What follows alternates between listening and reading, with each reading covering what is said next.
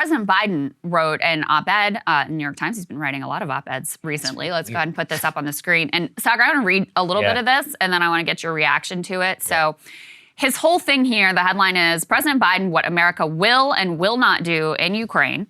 He says, as the war goes on, I want to be clear about the aims of the U.S. in these efforts. America's goal is straightforward. We want to see a democratic, independent, sovereign, and prosperous Ukraine with the means to deter and defend itself against further aggression. Towards those ends, he says we will continue cooperating with our allies and partners on Russian sanctions, toughest ever imposed on a major economy. We will continue providing Ukraine with advanced weaponry. Keep that thought in mind for a moment. We also continue reinforcing NATO's eastern flank with forces and capabilities from the U.S. and other allies. But then he goes, so that's the portion of the what we will do in Ukraine. This is the what we will not do portion of the op-ed. He says, we do not seek a war between NATO and Russia. As much as I disagree with Mr. Putin and find his actions an outrage, the United States will not try to bring about his ouster in Moscow. A little bit different than some things we've heard from the administration in the past. So long as the United States or our allies are not attacked, we will not be directly engaged in this conflict, either by sending American troops to fight in Ukraine or by attacking Russian forces. We are not encouraging or enabling Ukraine to strike beyond its borders. We do not want to prolong the war just to inflict pain on Russia. Again, that goes diametrically against what people like Ron Klain and others in the administration, and even President Biden himself, have said. He then goes on to say, my principle throughout this crisis has been, quote, nothing about Ukraine without Ukraine. Okay. I will not pressure the Ukrainian government in private or public to make any territorial concessions. It would be wrong and contrary to well-settled principles to do so. There's another part about nuclear weapons I want to get to in a moment. But first of all, what's your reaction to that portion? Yeah, my reaction is that this is a very nice, condensed view, which is just certainly not in line with the rhetoric and many of the actions of the Biden administration. And actually, that is why I find it so confusing, because on the very same day that the op-ed comes out, you're going to be talking about some of this in your monologue, there is a leaked story, both in the NBC News first and then in the Washington Post, about Biden's frustration with his aides for, quote, cleaning up his comments. And actually, one of the things that he got most pissed off at his staff about was when they cleaned up his statement saying, by God, this man cannot remain in power, right? That is directly incongruous with that statement here. We do not seek his ouster in Moscow, as much as I may disagree. So he has a direct diametric view in what he said, which we know from the words of the president,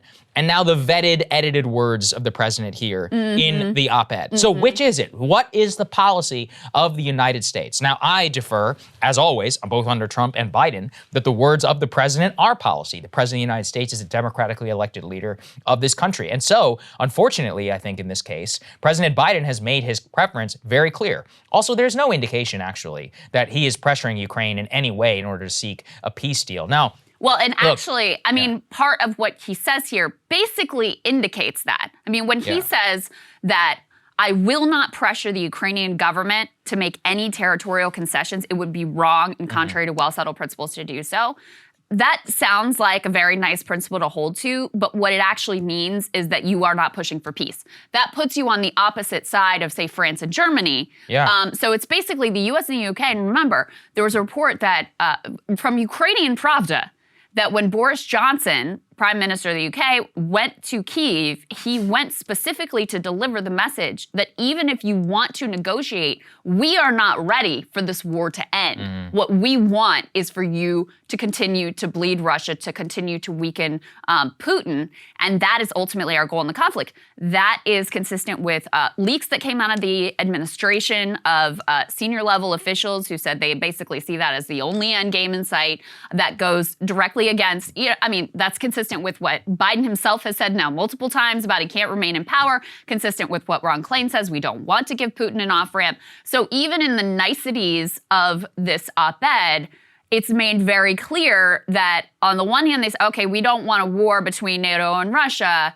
They continue walking up to the edge of actually being in direct conflict with Russia, by the way, and we'll get to that in a minute.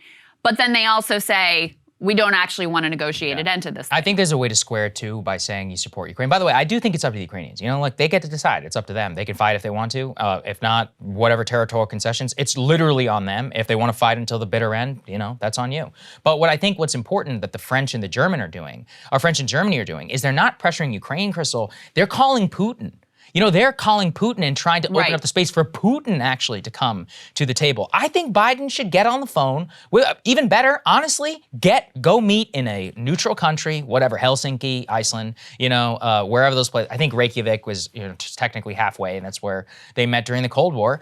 Get everybody together. I'm sure Putin would go, at this point. And I do not believe for a second that would not help the situation. Yeah. Now everyone's saying, oh, you would benefit, Putin and all. What do you mean? His military is on the rocks. His economy is on the brink. Like, obviously, in terms of the reports that we look at, he's not doing so well from a health perspective. Mm-hmm. That actually possibly could open up the ground. And maybe you can shake something out and be like, okay, listen, if you withdraw all the way back to the Crimea, then X amount of sanctions don't get taken off, and X amount of Russian oil can actually continue to be bought. Maybe the German pipeline doesn't go through, things like that. This is reality. This is what things are looking like. So if we pressured and talked to Russia, that's probably the best way in order to get this done. But that hasn't happened. The United States and Russia have not even had that level of high-level communication. I think at the highest level, it's only our defense chiefs talking, which I don't support that. I want the diplomats on the phone. I want the presidents on the phone. Yeah, that's right. Yeah.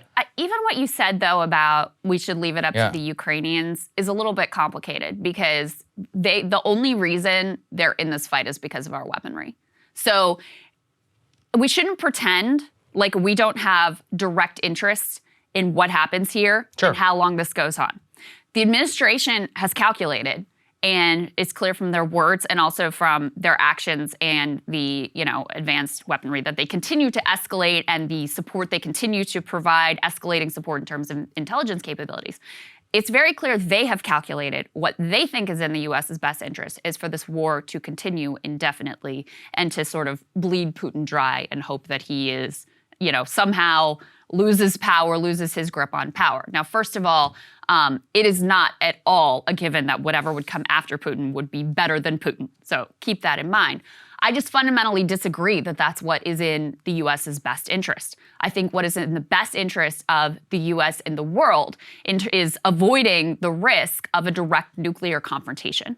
The sooner this war can come to an end, the sooner we take that risk off the table. And that is why I would go further than what you say in terms of, we'll just let the Ukrainians decide, because we already are so involved and enmeshed in this thing that it's not like we can. I mean, you could take a hands-off approach and say we're not sending anything, but that effectively is, taking the side of we're gonna cause this war to end. So we can't really pretend like we're in a position at this point to not have any influence or sway with what the Ukrainians do and what they're able to do. And this is why my position was also against some of the aid package. I don't think we should be providing them a lot of offensive weaponry. Yes. And that's actually kind of where, I want them to be able to defend themselves. And again, look, I don't think you can't say that the Ukrainian cause isn't just, 100%, And let's put this, but this is why, where I start to get concerned. Let's put this up there on the screen, which is that the Ukrainians have been begging us for these HIMAR rocket systems, these high mobility artillery rocket systems. Now, there are two types apparently within the stock of the U.S. military, both the 70-kilometer version and the 300-kilometer version. They were asking us for the 300-kilometer version. Now, we're giving them the 70, given that we have now gotten, according to them, verbal assurances that they will not be used by Ukraine against targets in Russia, which Russian official Dmitry Medvedev had actually spoken apparently to Biden and made some nuclear saber rattling threats. Where I get concerned is why are the Ukrainians asking us for these 300-kilometer weapons if their intent is not to strike into Russia? And the fact that we kind of have to bargain with them and be like, no, guys, we're only going to give you this one, which you can use to defend yourself in the Donbas. I think that's great. I think, defending yourself in a war for your territory, but enabling them to strike targets inside of Russia, and we talked about this in our last show, which is if you're the Russians, you're not stupid. You're like, hey, they can't strike with U.S. weapons inside Russia, so we'll fire from Russia. We're at war with Ukraine, we can just do that. But the diplomatic fallout and the consequences of such actions, especially if Ukraine uses U.S.-provided weapon systems to do so, not just that, remember, we're in the NATO alliance. Germany is actually giving them a longer range rocket system. The UK also is in possession of this type of technology. So what I'm talking about here is whenever we enable them to offensively strike, and I would define that not only in terms of a Ukrainian offensive, but also to up the ante in terms of the strategic situation, that's where I'm completely against it. And that's also why the Biden administration decision here, maybe it sounds wise, only giving them 70 kilometers. But again, this is where I get very concerned is the Ukrainians are very cavalier and saying, no, we need a no-fly zone. Remember, they campaigned here in Israel. Zelensky went and pissed off the entire country of Israel by comparing it to the Holocaust. He's been all over the West begging for a no-fly zone. Now he knows he's not going to get that. And it seems that the next phase of the asking us for weapons is give us these fighter planes, which we would be able to,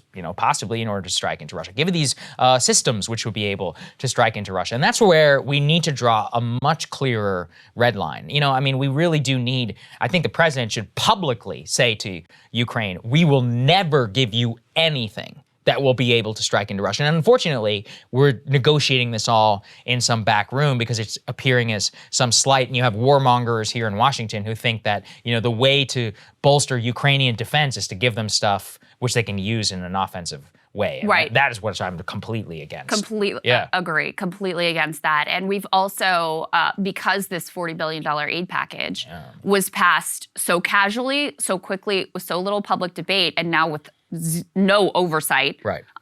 You're just basically trusting the good judgment of Joe Biden. Yes, that's written into law. I think people should really understand that. Yeah. It's written in the package saying the president has the sole discretionary authority to decide what goes over to Ukraine. So he's, making these trade-offs like, well, I won't give you the super long range. I'll give you like the medium range ones. Okay. And just so you know how significant this is from that article about this weapon system. They say that this is an extraordinarily advanced modern weapon system, much more advanced than anything the Ukrainians or the Russians can currently put on the battlefield. They describe it as vehicle-mounted launchers that can fire volleys of 6 guided rockets at a time that land within several feet of their intended target, and accuracy unmatched in the artillery duels taking place across the Donbas in eastern Ukraine. The vehicle carrying the launchers can also travel at more than 50 miles per hour. Cable news is ripping us apart, dividing the country, making it impossible to function as a society, and making it impossible to know just what is true and what is false.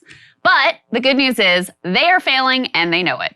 That is why we're building something new, a new mainstream, a healthier one, something more trustworthy, something that we are going to need in one of the most pivotal times in American history. We are building up here for the midterms, for the upcoming presidential election, but we need your help. So if you can help us out by becoming a premium member today at breakingpoints.com, we're trying to change America for the better and the entire world. So what are you waiting for, guys? Go to breakingpoints.com and sign up and help us build a new mainstream.